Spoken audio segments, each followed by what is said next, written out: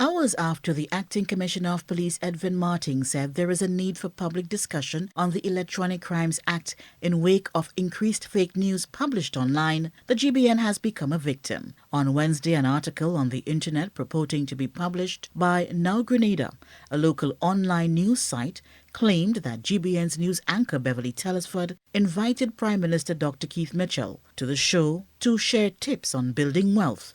And then this bomb was dropped on live television. The article stated that Prime Minister Mitchell announced a new wealth loophole, which is proving to transform anyone into a millionaire within 3 to 4 months, adding that Beverly Telesford and all the producers were blown away. In reality, this is a show that never happened. In speaking about electronic criminal activities at a news conference on Wednesday, Mr. Martin recalled that a letter was recently published using the RGPF's letterhead, which remains under investigation. He also touched on a WhatsApp message reportedly circulating. The advent of social media has armed every single person in society with the capacity of putting out information. This is a very serious issue, and apparently, depending on what we have covered in our Electronic Crimes Act, we can take some action, but that too is limited. But given the fact that persons are using social media to brandish information, as you rightly identified, there was actually one of those incidents where someone put out an article purporting to be on the RGPF letterhead. This is a serious, serious concern. He also spoke to the recent publication of Grenada's unsubstantiated COVID-19 record. Amongst the rumors, there is one I would like to address.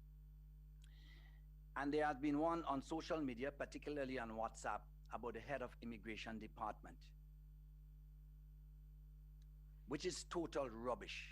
And I probably have to use that term to describe it. The officer in charge of immigration proceeded on leave, ASP Joseph, accumulated leave. And the second in charge of the Immigration Department, Inspector Thomas, who was transferred into the department more than a year ago and is the most senior inspector in the department, has assumed command for the department in the absence of the ASP. The Acting Commissioner of Police said the publishing of such fake news is damaging and called on the public to be more responsible, encouraging critical criticism, but in a responsible manner. The top cop reiterated that to stigmatize and falsely accuse individuals, organizations, or systems is damaging to every citizen.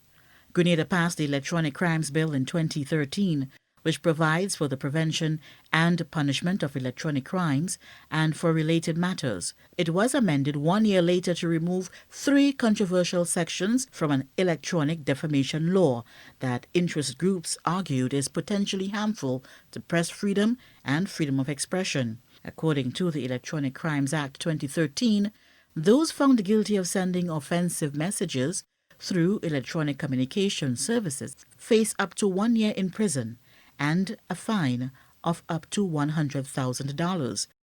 In addition to the undefined offensive language, the law also covers information known to be false that is intended to cause, among other things, annoyance, inconvenience, insult, or ill will.